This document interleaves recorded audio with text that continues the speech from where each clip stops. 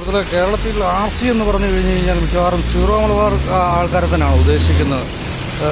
നമ്മളിപ്പോൾ മലയാള മനോരമ പത്രത്തിൻ്റെ അകത്തൊരു RC യുവാവുണ്ടല്ല, RC യുവതി ഉണ്ടെന്ന് പറഞ്ഞ് അന്വേഷിച്ച് വരുമ്പോൾ അവിടെ കാണുന്ന മിക്കവാറും 90% സീറോ മലബാർ സഭാംഗങ്ങളെ ആയിരിക്കും. അപ്പോൾ അതുകൊണ്ടാണ് പറഞ്ഞത് RC എന്ന് പറയുന്നത് സീറോ മലബാറിനെ തന്നെ ഉദ്ദേശിക്കുന്ന ഒരു സംഭവമാണ്. അപ്പം അവിടെ ഇതിൽ രണ്ട് തരത്തിലുള്ള കുർബാനക്രമമാണ് ഇന്ന് നിലവിൽ നിൽക്കുന്നത്. ഒന്ന്, സീറോ മലബാർ സഭയിലെ സാധാരണ 56 രൂപതകളിലും ചെല്ലുന്ന സാധാരണ കുർബാനക്രമവും അതുപോലെ എറണാകുളം അങ്കമാലി രൂപതകളിൽ മാത്രം ചെല്ലുന്ന പ്രത്യേകം ഒരു കുർബാനക്രമമുണ്ട്. അതിനെ സാറോ മലബാറൽ കുർബാന എന്നാണ് വിളിക്കുന്നത്. കാരണം എന്നാന്ന് ചോദിച്ചു കഴിഞ്ഞാൽ സാറന്മാർ, ഇപ്പോൾ നമ്മൾ പഴയ വാളയാർ പരമശിവ എന്ന് പറയുന്ന ദിലീപിൻ്റെ ഒരു ക്യാരക്ടർ ഉണ്ടല്ലോ, അതിൻ്റെ അത് സാറേ എന്ന് വിളിക്കില്ല എന്ന് പറഞ്ഞുകൊണ്ടുള്ള ആ ഉദ്ദേശം കൂട്ടിയാൽ മതി. അങ്ങനെ കുറേ സാറുമാർ ഏറ്റവും കൂടുതലുള്ള ഒരു മേഖലയാണ് ഈ എറണാകുളം അങ്കമാലി രൂപത എന്ന് പറയുന്നത്. അതുകൊണ്ടാണ് ഈ സാറുമാർക്ക് വേണ്ടിയാണ് ഈ മലബാറൽ കുർബാന അച്ഛന്മാർ അർപ്പിക്കുന്നത്. അതിന് കാരണം എന്താണെന്ന് ചോദിച്ചു കഴിഞ്ഞാൽ അച്ഛന്മാർക്ക് ധാരാളം പാരിതോഷികങ്ങൾ ഈ സാറുമാർ നൽകുന്നുണ്ട് ഈ മലബാറൽ കുർബാന അർപ്പിക്കുന്നതിൻ്റെ പ്രതിഫലമായിട്ട്.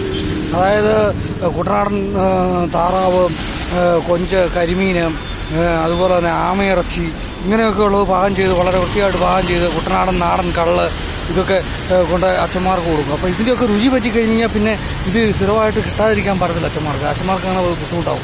അപ്പോൾ അതുകൊണ്ട് ഈ സാറുമാർ ഇതുകൊണ്ട് കൊടുക്കുന്നതുകൊണ്ട് തന്നെ അവർക്ക് വേണ്ടി മലബാറൽ കുർബാന, അതായത് മലമെന്ന് പറഞ്ഞു കഴിഞ്ഞാൽ തീട്ടം എന്ന് പറയുന്നത്, തീട്ടം വാരുന്ന ഒരു കുർബാന സാറുമാർക്ക് വേണ്ടി ചൊല്ലുന്നതുകൊണ്ടാണ് സാറോ എന്ന് വിളിക്കുന്നത്. സാറോ മലബാറൽ കുർബാന അർപ്പിക്കുകയാണ്. ഇത് കുറേ കാലഘട്ടങ്ങളായിട്ട് തുടങ്ങി, അല്ലാതെ വേറെ ഇതിൻ്റെ അടിസ്ഥാനപരമായിട്ട് വേറൊന്നുമില്ല.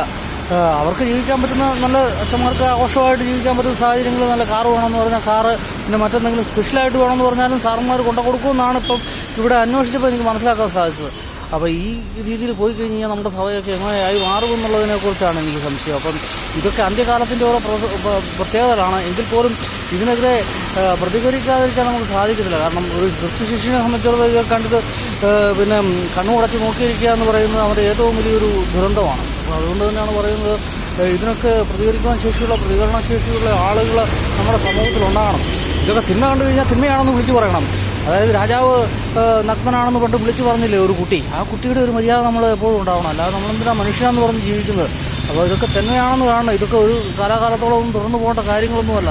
അപ്പം ചില ആളുകളുടെ സ്വാർത്ഥ ലാഭങ്ങൾക്ക് വേണ്ടി മറ്റുള്ളവരെ ബലിയാടാക്കുക എന്ന് പറയുക, മറ്റു ആളുള്ളവരെല്ലാം പൊട്ടന്മാരാണ് എന്ന് ചിന്തിക്കുന്ന രീതിയിലുള്ള കാര്യങ്ങൾ പോകുമ്പോഴാണ് ഇത്തരം കാര്യങ്ങളൊക്കെ നമ്മൾ ചെയ്യാനായിട്ട് നിർബന്ധിതരായി തീർന്നത്.